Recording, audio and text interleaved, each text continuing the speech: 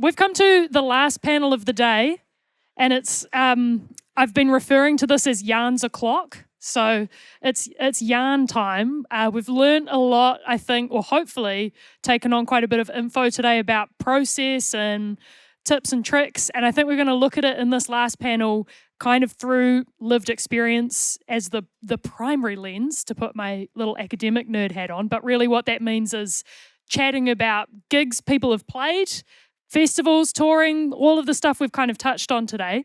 My name's Rachel Ashby. It's really nice to see lots of old and new faces here today. I work at the New Zealand Music Commission. I've probably emailed quite a lot of you in the room. I also used to work at 95 BFM radio station, student radio station up here. And I've got a very illustrious line of wonderful panellists. Next to me is Priya Sami from Bub and the Sami sisters, and generally being a very awesome person. We've got the wonderful Vera Allen, and we've got Marky Mark, Loggy Log, MC Slave, Mark Williams, broadcaster, MC, legend all round. Can we have a big pucky pucky for all of our panellists? There is a lot of things I want to talk about, because we're talking about gigs you've played, places you've been, shows that have really stood out to you. And I think I'm going to start with like the very beginning, because you all come from really DIY spaces ultimately. There's been some flash shows you've played recently and over the years, but thinking back to maybe like the first gig you can remember playing, do any of you want to start with that? Can you remember... Or like our first gig you can remember, if not the first gig? I used to, I don't know if this counts as a gig, but I used to perform the Christmas Eves at my family gatherings with my cousins 100%. In the garage. Yeah. And then me and my cousin used to fight over who was the lead singer of the band. And we also had two dancers who were my nieces, and the drummer was about 6 years old. I would really love to hear what kind of quantum timings he was. Yeah, exactly. Jazz drummer, jazz. Do you remember your first gig, Priya? You also probably had a family band first gig, I guess. Yeah, we were the same. All our cousins, like, we were poor as, so we'd just be at everyone else's houses. But sometimes that meant Taranaki and Bell Block. And sometimes it meant in Wellington, out the back of Grandma's. And we used to make up lots of songs.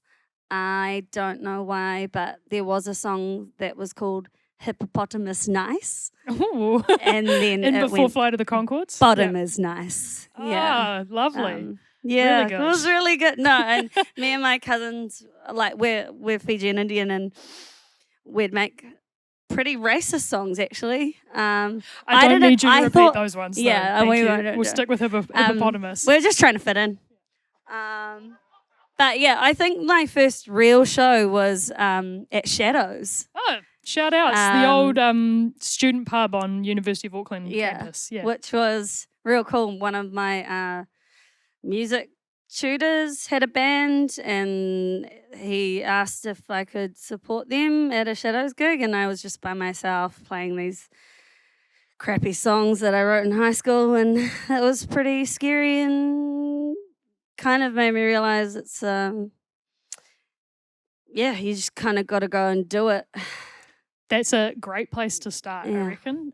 Mark, how about you? Where do you remember your first gig being? My first gig, if we're going to go take it way back, it was when I was about 14, 15, and we had a band called The Numbers. I played drums in that band, and we used to, my garage was the rehearsal.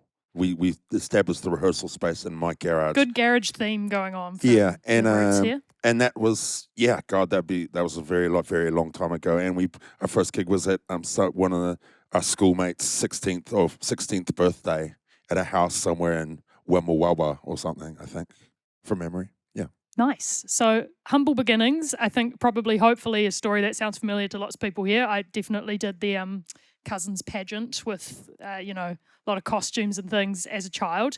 But we've got a lot of quite exciting, huge shows and different types of touring to talk about. I think let's start with DIY, because that's where I think a lot of us in this room are probably sitting at the moment, or it's a space that I think all three of you still working, whether you are, Vera, we're going to talk about playing with Crowded House at the sold-out Sydney Opera House, but also you've been DIY touring the country here in Aotearoa, and you've been in China recently, which is really cool. Priya, you're like the absolute queen of a DIY tour. You've been couch surfing for many years, but also you've got networks all across the country. And then Mark, you've been touring all over Europe with Freddy's, across the States. You've done lots of different styles of touring, but let's start with DIY.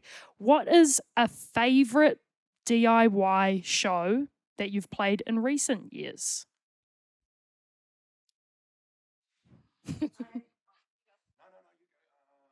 Well, mine's just fresh because I just released my first album with the Bub Project. Can we get a whoop for that? Yeah, it's actually really good. Go listen to it. Yeah, it feels good to have finished something because you kind of start working and then stuff happens and then you're like, how am I going to push this to the end? And then you've got to think about the release show, and that is just on top of everything else, hoping that the vinyl's ready in time, hoping that, everything works out. And I was also working full-time on a New Zealand film, and it was a lot, but I think the thing about DIY is when you're doing it yourself and everyone wants to help you. Totally. I think that's come up a lot today, actually. Yeah. And if you ask them, they will normally say yes, so don't be scared to ask or to say, I need to get all of this shit done and I don't know how I'm going to do it. And then your friends will be like, hey, I can sort that stage designy stuff out for you and let me sort the merch out. And yeah, I think because we've got such a rich community here of so many musicians doing it themselves, everyone's kind of willing to do that to help you out, to make the load a little bit less. It's like when you eat at a marae and then if everyone, does some dishes and clears some things and wipes some stuff down, then you can go and play. True. It's so true. So the shows that you've just been playing for Bub, what was your favourite of those gigs and why? I guess probably the album release because I had Where was that? It was at Neck of the Woods, which is really like in a basement and quite dark, but we had really bright stage decorations, and I had all of these people, these amazing women that I look up to as the Coven Choir, and I had my old jazz band, old from previous years. She's looking fab. Edwina Thorne play cornet in one of my songs, and yeah, it was like a really massive celebration, and I was freaking out.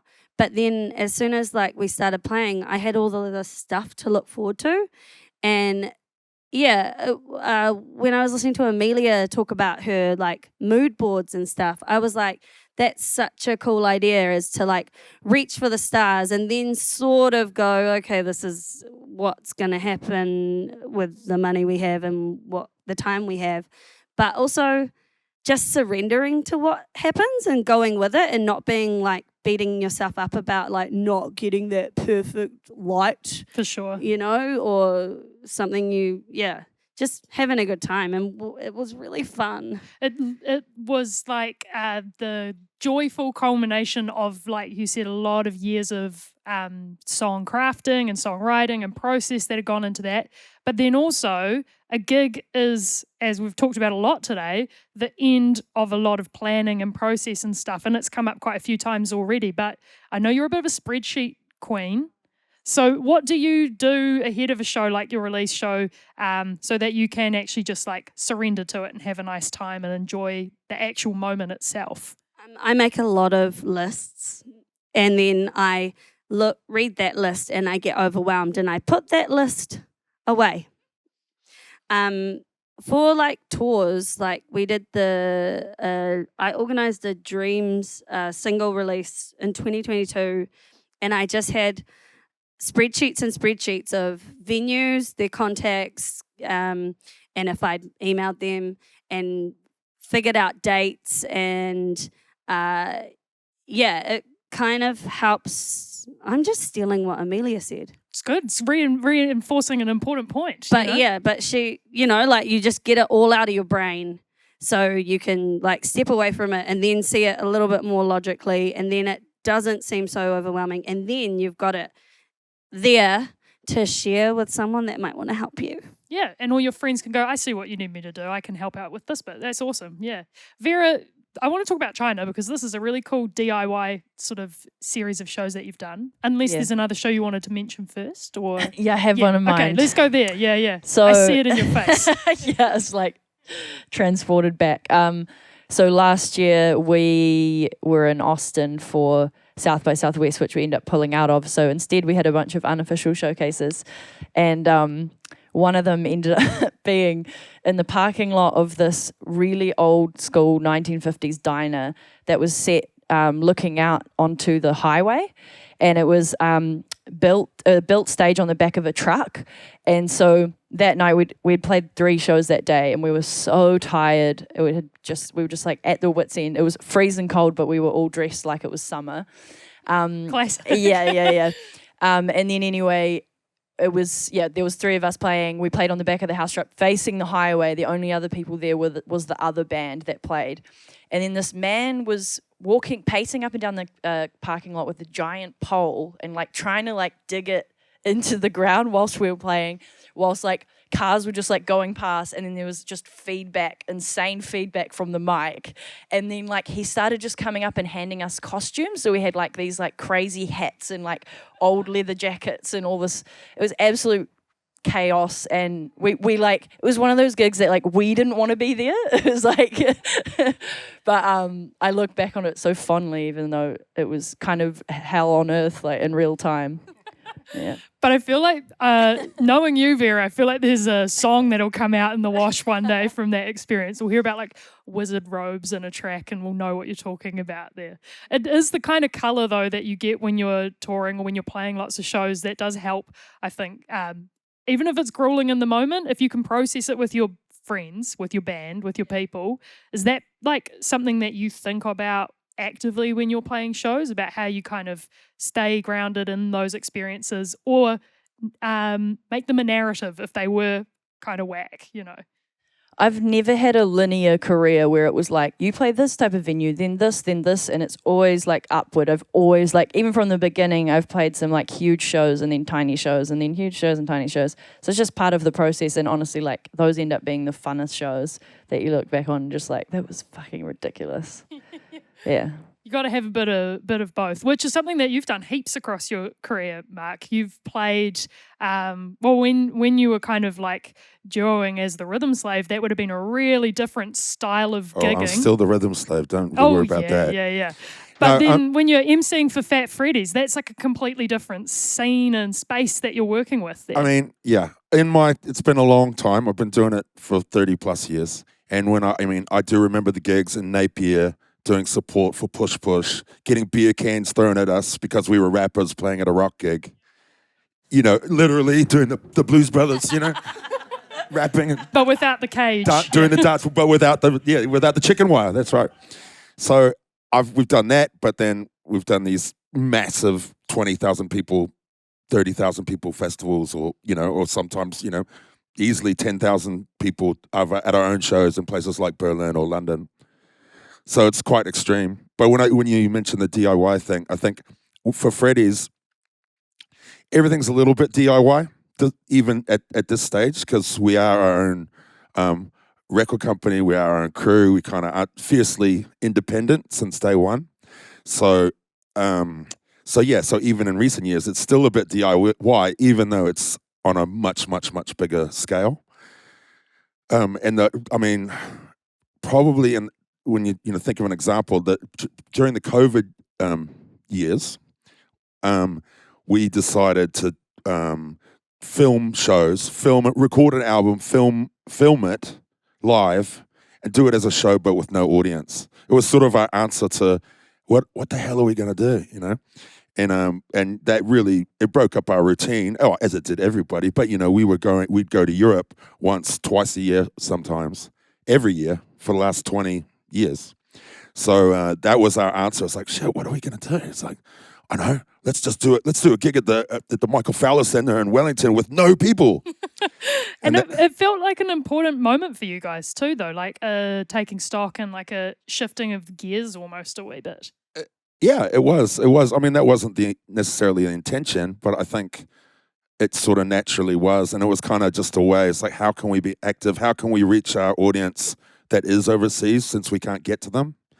And so that, and, you know, and it was DIY in the sense that, like you say, pulling in your friends, you know, the same crew that we've been with for 20 plus years. You know, our mate Nell, she came and art directed and, you know, pulled out the lamps and the plants and, you know, dressed it all up. And so it did feel, it was just like us, you know what I mean? It wasn't, it was our production, you know, it wasn't sort of, we weren't handing it over to necessarily to a film company. Oh, but it was our crew. I mean, Sarah Hunter, who's worked a lot with us, she was responsible. So yeah, it was just like us doing something, frustrated that we couldn't do something bigger. So we sort of made something of it. Yeah. I think that's been touched on a little bit today as well too, but bringing your people with you when you get those new opportunities is quite a big part of the I think it's a big part of the culture in New Zealand, especially with like the way that we're small, and so people naturally know each other by a degree of separation. But then actually also when you get the big show, you bring your same band with you. So I do want to ask a bit about Vera, some of the international shows you've done. I want to talk about this China tour, but let's talk about this massive shows that you played at the Sydney Opera House. Yeah, with Crowded House. Yeah. That's crazy. How did that feel? I've seen the photos, and even looking at the photos, there's a great photo of like Vera and band on stage, and it's facing out at the crowd. It's overwhelming, even feeling like a little fly in the wings from that photo perspective. How was that for you? Yeah, it was pretty crazy, eh? That was a full case of imposter syndrome arriving there, because also I feel like we got, as a support band, sometimes you get treated a little funky from like, the Crowd House were amazing and all their crew were awesome, but like the people working at the venue and stuff when we first got there. So we were a bit like, oh, and we started just like freaking out a bit and feeling like real out of place. But then when it actually came to the show, it's just like, it's just a show, you know, you have your songs that you play and it's all about vibing with the band. So I actually wasn't that nervous when it came to the show, but kind of it was more just like, getting accustomed to the space upon arriving and being like, I have just as much right to be here as anybody else. But I think everybody feels that way. So you kind of, that's the secret sauce, is it's like actually everybody is at some point thinking that to themselves. So knowing that is quite a helpful push through. What was, I guess, your sort of favourite part of those shows? What have you sort of taken away from it in terms of like maybe golden memories that you're holding on to, and also learnings that you've taken from playing something at that scale in that kind of intense little whirlwind of shows that you had there? Yeah, well, first of all, shout outs to Alice, who is our sound person, and she'd never done like arena shows before, and that's an example of like bringing along someone, and I just had full faith in her, and I was like, I know you can do it, and she was like, and then, you know, having to deal with a lot of the sexism as a sound engineer and stuff is a whole other ball game. So shout outs to her. But yeah, I think like I love a challenge. Like if I feel like the audience is kind of like, who's this person? I like it gives me more energy. And so I think I learned a lot about performance and sort of like enduring that, like having to prove yourself, because a lot of people there are there to see this way bigger band that they adore. And so you kind of have this, you're in a very interesting position as a support band. So that was massive learning. The other thing was like definitely Neil kept me on my toes a few times. Like at the Brisbane show, I'd like caught wind the night before that he'd wanted me to learn this particular song that he wanted me to sing with him. And then so I had like spent all night and like the plane ride and stuff learning this song. And then day of, he's like, oh, do you want to play this song with me? And I'm like, oh, this whole other song that I've never heard before. Yep. Cool. It was like 2 hours before the show. I'd never heard the song before, and I had to learn it and play it in front of like a whole arena or whatever. But you just have to like take on those, yeah, just fucking go with it, because you never know when you're going to get those opportunities again. Just don't be scared. Totally. And if Neil reckons you can do it, you can do it, you know? It's like you reckoning Alice can do it. Yeah, it's kind of, you just pass the confidence around, you know? Yeah. Touring with your sisters, casting your mind back to Sami sisters' days, how did you manage that dynamic? Because I imagine it was probably like the best and the worst thing in the world, as all things with families can be. What was that like, kind of being on the road with your whānau in that way? Well, I mean, the band is called Bub because I'm the youngest. Aha. So I'm kind of the little shit. And when I toured with my big sisters... So I should be asking the other ones. Yeah, what it was like touring with you. Angie, the middle sister who takes the responsibility, she organised our tours for the Sami sisters. It's really crack up because we started playing together because Angie was doing songwriting in Dunedin, and we went over to Australia for a family thing, and then we just started singing with her, and we were like, we should do this. And then we came home and we played all of these incredible shows. Like we supported Rufus Wainwright and Casey Chambers, and we went on tour with Tim Finn, Don McGlashan. yeah. And it just all happened. And then ages after all of that buzz, we recorded an album. And then it was just like, oh, hey, like that. But yeah, Angie sorted it all out. It's great. When you're doing that, sorry, I totally just interrupted you, but I'm interested because I did not. No, this is great. Whatever we're talking about is way more interesting. So, but what I'm interested in is like you did do that. You went straight into shows, straight into gigging, then the album, and then like a hiatus almost. Like it's quite a different. It's not the way people usually go about that. Yeah, no. Yeah. It was just like, because we were just doing it ourselves, and it stressed Angie out a lot. There was one time when we played in Christchurch, drove to Dunedin, played a show in Dunedin, drove back that same night, flew to Auckland from Christchurch, then played Lee Sawmill as the final thing of the tour. That was like 5 shows like in a row. And that's a crazy way to... It's crazy, but it's expensive if you have longer times between. Like a lot of people are touring in the weekends now. But that's just how it worked out. And Angie's really smart. So it was probably the best way. Everyone needs an Angie. But I didn't have a voice by the end of the tour. And health. Ugh. That's a whole other thing we can get to in a minute. But my sisters are great. Yeah. But yes, we do fight. Yeah. And everything is loaded. Like someone could say something to me, and then if Madeline said it to me, I'd be like, what? What did you just say? And but then it all comes and then out we fight. Nah, we don't physically fight. It's just words. No. And then we cry. And then you hug. And then we hug. Yeah, cool. Okay, that's good. That's what I want to hear. Yeah. You make up. Yeah.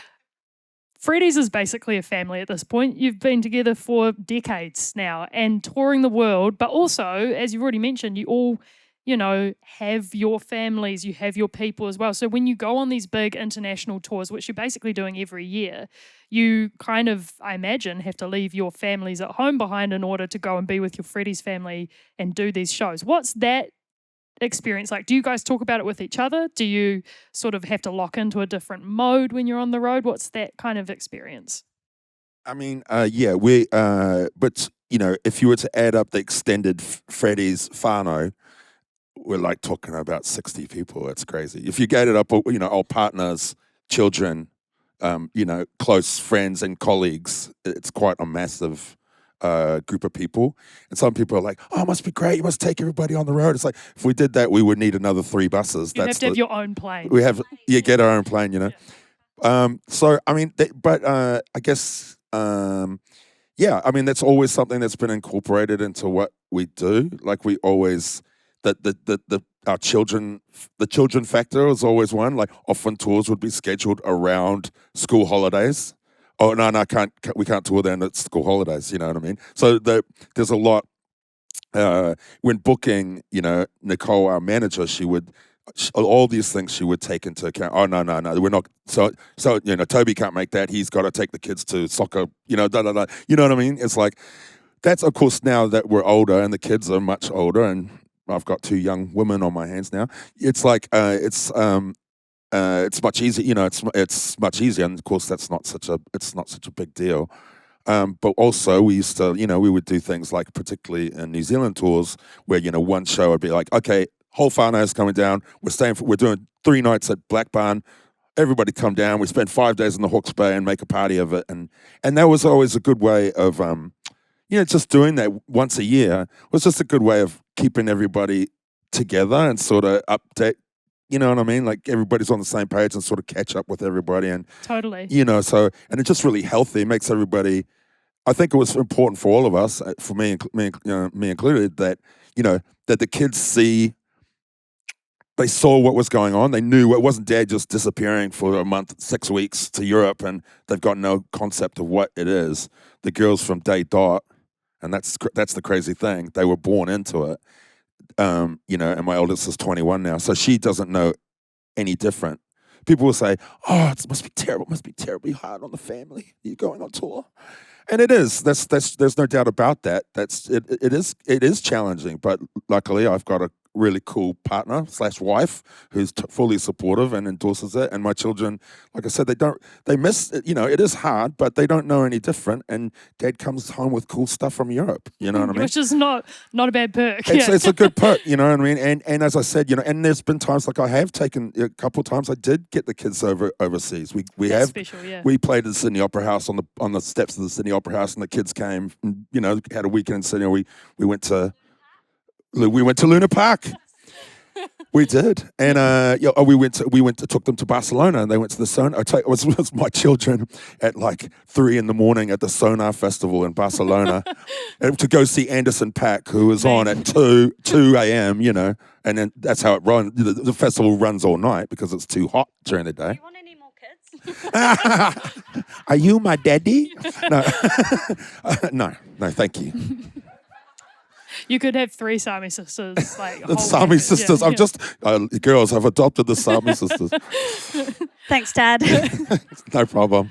So it is that thing though. I think that's something that Fat Freddy's is so obvious in the kaupapa of your performances as well, that's also something that the audiences feel, and that's again been touched on quite a bit today, is you as a performer kind of set an expectation for your audience too. And Vera, that's something I think you're really good at. You kind of, your audience knows who you are, so therefore you kind of get an idea of who your audience is going to be, I imagine, most of the time, particularly when it's your shows. I do want to know about China, because this is a cool this is a cool tour that you went on. DIY, how did it kind of come about? I know you had Kai Shandal over there helping you. Can you talk a wee bit about that relationship? Yeah, so there was a bit of a moment of me just being real cheeky and jumping on a tour. They were setting up a tour with Bird Party, and I really wanted to play Japan, and I reached out to them, and they were like, well, I'm actually organising this tour in China at the moment. And I was like, can I come? And then she was like, actually, yeah. And I was like, okay. And then, yep, that's how most things come about. But yeah, what was the question? What was that like? Because that would, you've talked already about like big show, small show, different like spaces. That again, in an audience where people probably didn't know your music at all, I'd imagine, coming into that space, or like most people in the crowds would be unfamiliar with you. Yeah. How was that experience? And also somewhere where you're not speaking the same language too. Yeah, wow. Well, we played a huge variety of shows, even just in that one tour. So we played I remember one of my favorite shows was we played a record store, and it was like absolutely packed to the brim. But also everybody smokes cigarettes, and Ben has really severe asthma, and there was an intense smoke machine, and like people were literally like right up here, and it was like I was just like breathing for air, like trying to just like grasp, some oxygen. And poor Ben was in the back, like almost passing out. And then we played I imagine not missing a single beat though, just holding it together. Oh yeah, absolutely, amazingly. King. But yeah, and then we played these things called live houses, and they're really cool because everybody literally comes to actually listen to music rather than drink. And so there was a lot of like real intense attentiveness that I have rarely experienced. That was just like pretty amazing, and a real like passion and enthusiasm for live music, which also I think it's quite rare for international bands to be touring, especially some of the more rural places we played. So I was kind of going on it being like, I didn't expect anyone to show up, but actually like there was quite a lot of people, and just because of the population and obviously Kai Shandao did a great job with promotion, and we are going to jump to questions in just a minute, but to kind of, which is crazy because I feel like we could just 1 minute and 37 seconds, we're going to jump into questions. But there are a couple of things I did kind of want to ask you all. We've talked around this a lot today, but gig rituals, pre and post shows, is there anything that any of you do with your band, with yourself, to kind of like get grounded or get in the right headspace or get out of the headspace when the gig's over? Is there anything that you touch in on with your band around that time? I always find this really interesting. Yeah. So with the band, we do, other than vocal warm-ups together, we always do a band prayer. We stand in a little circle, and then we just kind of like center the just speak to where we are, like what city we're in, what stage we're about to play, or what festival or whatever, and then just have a moment of just being grateful for each other, and setting like an intention for the show, which is usually just to be present and have a good time. And aside from that, I do self-hypnosis, which just puts my body into a relaxed state. So that I can then be hype and energetic. It's weird, like to get so relaxed and then just be like, ah! Yeah. Hey, if it works, it works. That's awesome. Exactly. I'm going to start doing what Vera does, but I'm supposed to do a vocal warm-up. Sometimes I do that. And most of the time I hide. Yes. I hide because people are always talking to me, and I'm trying to save my voice for the show. And you love to yarn as well. And so I love a yarn. That's hard to be like, oh, hang on, I'm not allowed to do that right now. Yeah. I'm like, but yeah, I try and hide. I sometimes just go to the toilet and don't come out. But otherwise, I never have quiet time because I can't resist the chatting. I'm the same. I understand. I'm just not. Do you do anything with your band, or is it just for you that you do that? Well, I'm gonna start. That sounds. We just sit around and talk shit, really. Yeah, nice. And it we laugh, and it makes it the nerves, and and then we're just like, let's fucking do it. Perfect. How about you, Mark? What do you do when you're about to hit the stage? I guess with the Freddys, it kind of works like everyone in the band has their own little stuff that they do, and it generally means everyone going to their respective corners and pacing around and being really quiet and not looking at anyone in the eye. I'm just imagining there's a lot of that. Sims. There's a lot of pacing around going like this. And then, and of course, Dallas, of course, we'll do vocal warm-ups. The horns will be testing. I know, like Scott, for instance, he's puts his saxophone together, and it's all very methodical, and that is a process that he does before and after the show. The Freddy's sort of 2 minutes before curtain, Fat Freddy's, 2 minutes before curtain, we generally get together and do a prayer which involves a shot of tequila. Namaste. And then we're ready to go. And I guess over the years I have learnt to not have too much tequila. But I'll be lying if I did. I find just a shot of tequila. 3 and floor. Yeah, I think that's what they say. But I find that very good. It's not too much. It's just like no drinking. I don't like drinking before the show. Yeah. Afterwards, I have a few drinks. Yeah. But before, I find a shot of tequila for us. Not for everybody. It kind of changes depending on how everybody's feeling.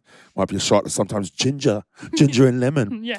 But it is just of a cheers. Yeah. Prost. Cool. Okay, let's go. Get busy. Awesome. Yeah. Okay, we're going to ask some questions. Has anyone got any burning questions for our panel? Anything you want to know from the crew on the stage? Peering into the light. Hi. It's really cool hearing about your tour experiences and getting to play live. I'm actually really excited because I'm going to get to play my first festival soon this winter. Awesome. I was wondering if you had any tips to maintain like audience investment and like creating a relationship with the audience in between songs and in between sets and that kind of thing. It's a great question. Does anyone want to jump on that? I talk too much, and I can't not be myself. I tried to be cool once, and it didn't really work out. So I think just being honest when you're playing, when you're tuning, and you feel that awkward silence, you can be like, talk amongst yourselves, or I don't know, just be who you are, because that's what actually people care about.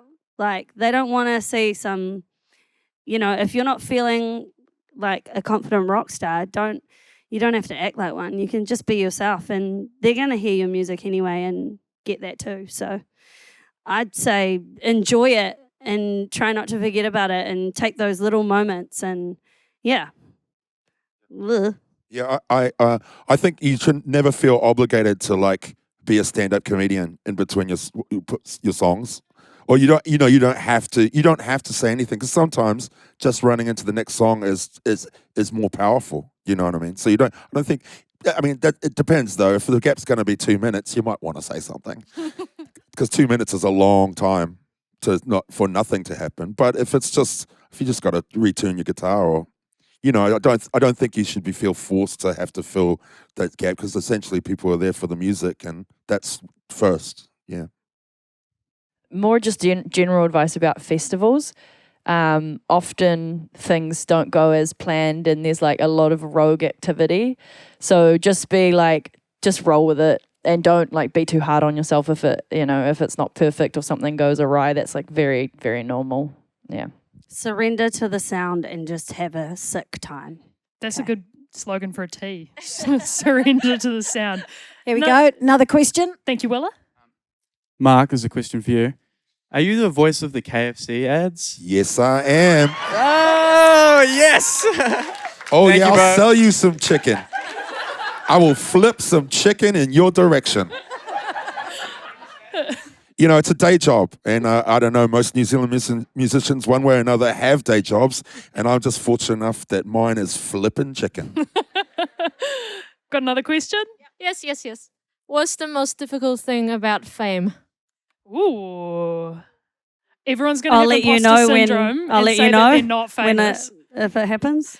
When you get recognised, like how do you kind of deal with that? Or having a platform, being known. People saying nice things to you and going, thank you. Nah, it's really nice. But like when you're at my level, it's like everyone that you meet is kind of doing cool shit. So I don't feel fame. I just feel like I talk a lot of shit and know a lot of people. Sorry.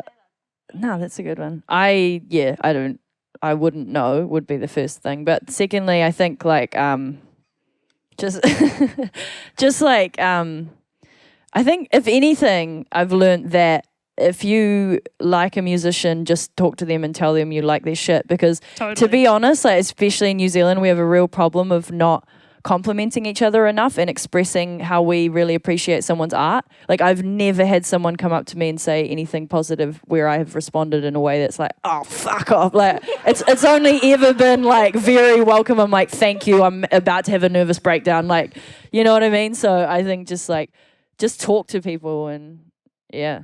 Yeah, I think it's nice when people approach you and say, "Oh, I love your stuff. I saw you, blah blah blah." Or do you remember that? They don't say that often. They but like it's. I always think. For me, it's I'm always. I appreciate it. I like hearing from people. Generally, if people are going to say something nasty, or they're just not going to say it, they're just going to sit in the corner and go.